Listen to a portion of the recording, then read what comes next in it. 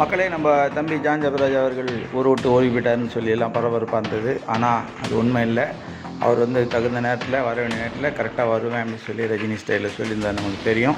இப்பொழுதும் தனக்கு பாசத்துக்குரிய அண்ணன் மதுரை ஜஸ்டின் ஐயா அவர்களோடு கூட ஒப்பந்தம் செய்து தன்னுடைய புதிய சபை கட்டி கொண்டிருக்க புதிய சபை 1.5 கோடி செலவில் கட்டுறாங்க.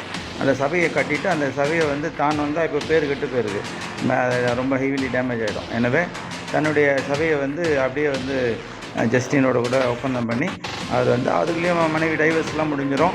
ஸோ புது மன ஜோடிகளாக அவர்கள் தம்பதி சமேதராக ரீஎன்ட்ரி கொடுப்பாங்கன்னு நம்ம நம்புகிறோம். இது ஒரு பெரிய அதிர்ச்சியான செய்தியாக இருக்குது.